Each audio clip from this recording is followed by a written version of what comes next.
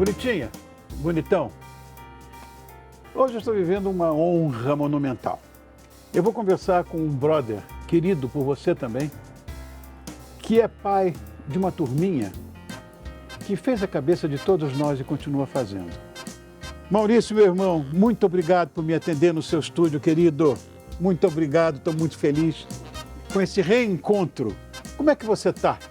Estou bem, principalmente recebendo você aqui. Obrigado, na meu nossa irmão. casa de arte. Essa aqui. pequenina casa, essa mínima casa. E eu nunca estive aqui, a nossa amizade deve ter, inclusive, esse tipo de comprometimento às avessas, porque eu nunca estive aqui para te visitar, a gente só se vê fora daqui.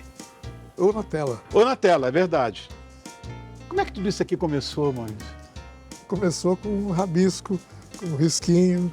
Eu era criança, meu pai desenhava, ele me dava material de desenho, material para rabiscar. Isso lá em Mogi? Em Mogi, eu era garoto de 4, 5 anos, brincando de desenhar. Mas só que daí ele me deu gibis. E eu comecei a ler gibi, ou melhor, ouvir a minha mãe lendo o gibi para mim. Ai, que bonitinho. E daí eu pedia para ela ler toda hora. Aliás, a mesma Sempre história. a mesma história, é. A mesma história. Ela falou, olha, filho, eu estou largando mão das minhas obrigações aqui da casa, porque eu estou toda hora lendo para você essa mesma história. Eu vou ensinar você a ler, aí você lê sozinho e eu vou continuar com os meus afazeres. Sensacional. E daí ela começou a ler para mim. Daí foi explicando letrinha, sílaba, palavras, histórias, tudo mais. Eu gostei da ideia e aprendi a ler. Com meus 4 anos eu estava lendo gibi. E daí, com 4, 5 anos, eu já pensava, eu me lembro, eu quero fazer isso quando eu crescer. E o meu pai vamos dizer, me empurrando para isso, para essa ideia, né? Ai, que coisa boa, quando você tem esse suporte familiar. Tive suporte não só dos pais, da família inteira, que morava tudo perto. Na mesma rua, em Mogi das Cruzes, lá quando eu era garoto. Talvez eu não esteja errado em dizer o que eu vou falar para você, mas eu acredito que isso aqui tudo, na verdade, é um indutor para a criança começar a se interessar por literatura. Começa aqui. E essa é a minha visão, não sei se eu estou errado. Daqui parte para a literatura de uma forma maior. Foi o que aconteceu contigo. É a minha condecoração aqui no meu peito. Hoje estivemos, alfabetizando milhões de brasileirinhos. Sem dúvida alguma. Não era exatamente para isso e deu certo. Então, a Turma da Mônica está no coração, na memória e, logicamente, na alfabetização de milhões de pessoas aqui no nosso país. Quando lá na Folha de São Paulo você lançou aquele bonitinho azul ali, O Biduzinho? o Biduzinho, você imaginaria que você teria esse sucesso, Maurício? Isso é uma coisa absurda. Eu não era adivinho, eu não imaginava, não. Agora, eu queria fazer o melhor. Tá. Eu queria fazer a melhor história, o melhor personagem, pesquisar, estudar, ver o que os meus colegas do resto do mundo, principalmente os americanos, que dominavam os comics, Sim. eu queria saber como é que eles faziam para distribuir as tirinhas, por exemplo, dos jornais, ao mesmo tempo para diversos jornais. Eu queria entender a mecânica. Tá. E fui estudando. Eu trabalhava no jornal, na Folha, e eu pedi para o pessoal da Folha me dar todo o material que chegava nos syndicates americanos. O King Features, por exemplo, que era muito famoso aqui no Brasil, mas eu queria ler para entender como é que eles faziam. Daí o pessoal da Folha, da redação, me deu o material. Eles me davam, era a minha escola. Eu estava estudando, até foi bom para meu fraco inglês, mas o que eu tenho era naquele tempo que eu fazia minha espionagem no material que chegava nos estúdios americanos. E com isso eu fui vendo como é que era e em seguida, depois de algum tempo, eu vou ver repórter, fazer ilustrações das matérias, às vezes. Então, eu, de alguma maneira, eu mostrei para os pessoal da redação, redator-chefe e tudo mais, que eu desenhava também. Até que um dia eu fiquei em casa 3 dias lá, treinando o Bidu, treinando o Franjinha. E levei para a redação, mostrei para eles. Eu era repórter policial nesse tempo. Sim, lá na Folha.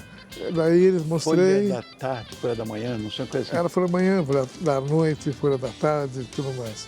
Bem, perguntei para eles se eles publicariam aquele desenho que eu fiz. Ele falou, publicamos, tá bonitinho. Vocês pagam? Nós pagamos. Então, a minha demissão de repórter está aqui, eu quero agora ser desenhista de história em quadrinhos. E daí começou tudo. Assim foi? Foi. Esse aqui é meu predileto.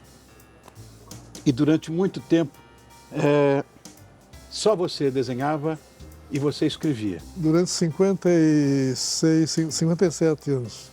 Eu adoro Horácio. E eu tenho muitos gibizinhos do Horácio, não tenho todos, mas aqui eu acabei de ganhar. Ó.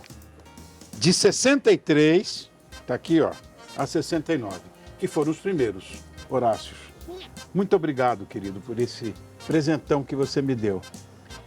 Há uma coisa que eu acho maravilhosa nessa história toda, é que, de repente, você partiu. Porque, olha, Maurício, você está preocupado com a cultura nacional, você hoje é um ícone da cultura no nosso país, mas eu acho que além desse comprometimento que nós temos com a cultura nacional, nós temos que ter também, de uma outra forma, com o social. E o que você fez foi uma coisa tão emocionante para mim, que gosto de pessoas e que acredito, né, que o homem não é lobo do homem, que ele é solidário, quando você partiu para o outro lado, em que você usou seus personagens, ou criou personagens que são cadeirantes, que são deficientes visuais. Isso é uma coisa absolutamente comovente e mostra que nem tudo está perdido. A humanização mostra que nós devemos ter orgulho de sermos humanos. É lindo isso, lindo. Sabe como é que nasceu isso? Eu morei e tive minha infância em Mogi das Cruzes.